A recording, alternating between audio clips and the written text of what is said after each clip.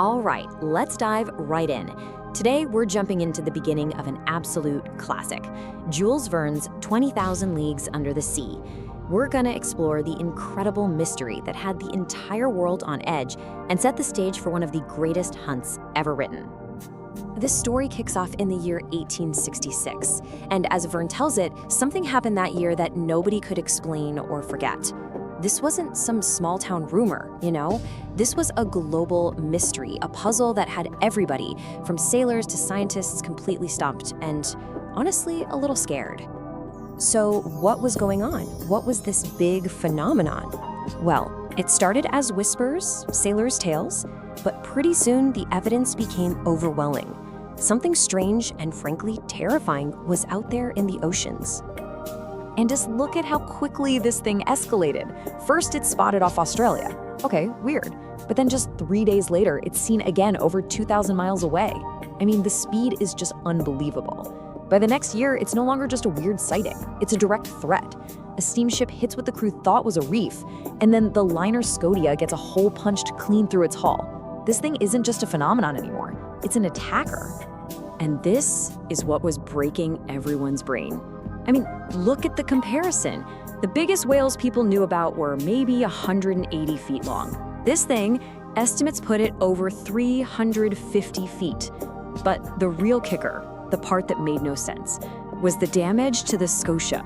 It punched a hole through nearly 1.5 inches of solid iron. No animal made of flesh and bone can do that. It seemed impossible. So, with panic starting to bubble up around the world, everyone turned to science for an answer. And one man, who happens to be our narrator, came up with a theory that was just wild enough to maybe be true.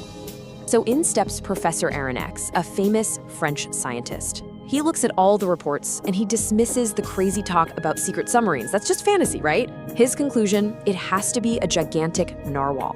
A sea unicorn, but on a colossal scale, with a tusk so strong it could act like a drill and pierce solid iron. I know it sounds crazy, but at the time, it was the only scientific theory that seemed to explain everything. And once Aronnax's theory is out there, it gives people something to focus on. The public is demanding action. They want the oceans to be safe again. So the United States government decides to step in. They commission their fastest, most powerful warship, the Abraham Lincoln, for one single mission: find this monster and get rid of it. This mission brings together our main cast of characters. You've got Professor Aronnax, of course, as the lead scientific expert. He brings along his super loyal servant, Conseil. The ship is commanded by Captain Farragut, who is absolutely obsessed with this hunt. And to do the actual killing blow, they've hired the best harpooner in the world, a guy named Ned Land. There's just one tiny problem. The problem is, Ned Land, the expert hunter, isn't buying any of it. He's a practical guy who spent his entire life hunting whales, and he knows what they can and can't do. Sure, maybe a big whale could damage a wooden ship, but as he tells Aronnax, no way could any living creature pierce solid iron plates like that. He's pretty much the only one on board who thinks they're all chasing a ghost. So, with their expert skeptic on board, the Abraham Lincoln heads out. They search the vast Pacific for months and find absolutely nothing. Zip. Nada. You can just imagine the mood on that ship, right? The crew's excitement just dissolves into boredom and then total frustration.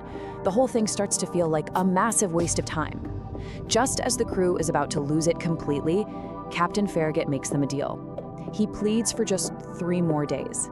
If they don't find the monster in 3 days, he promises he'll turn the ship around and they can all go home. 2 days go by, still nothing.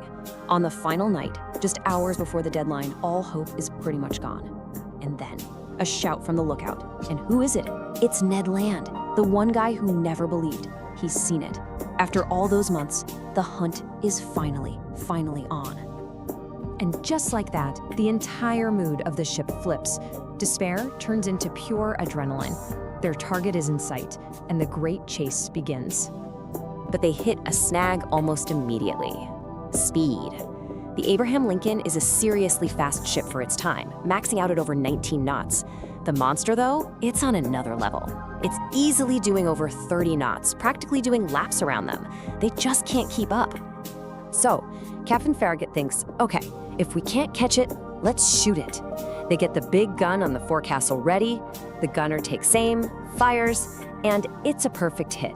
But then, the crew just watches in disbelief as the cannonball literally bounces off the creature's skin and splashes uselessly into the sea. It was like shooting at solid armor.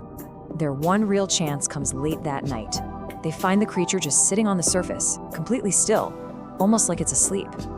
The ship creeps in silently. Ned Land gets into position, harpoon ready. He takes his aim, and he throws it with every ounce of his strength. But instead of the thud of a harpoon sinking into flesh, everyone hears a loud, ringing clang, metal hitting metal.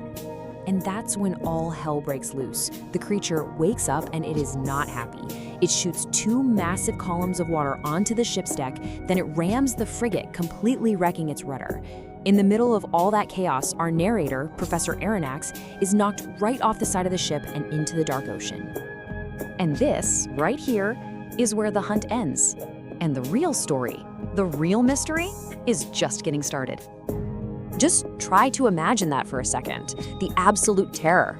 Aronnax is alone in the middle of the Pacific Ocean. At night. His ship is crippled, slowly disappearing into the blackness. He is completely convinced that this is it. This is how he dies. But then, when all hope seems lost, he hears a voice. He's not alone. It turns out he's found by his servant, Conseil, and soon they find Ned Land too. But here's the weird part. Ned isn't in the water. He's standing on something. He is literally standing on the back of the monster. Aronnax is totally confused. He climbs up and asks Ned why his harpoon just bounced off. And Ned Land delivers the line that changes everything. Because, Professor, that beast is made of sheet iron. It's not a narwhal, it's not an animal at all. It's a machine, a submarine, the very thing Aronnax himself had said was impossible. And that is where we leave it, the ultimate cliffhanger. Our heroes are stranded on the back of the very thing they were sent to destroy. The question isn't what it is anymore. The real question, the one that kicks off the rest of this amazing adventure, is who is inside? Who is in control of this thing?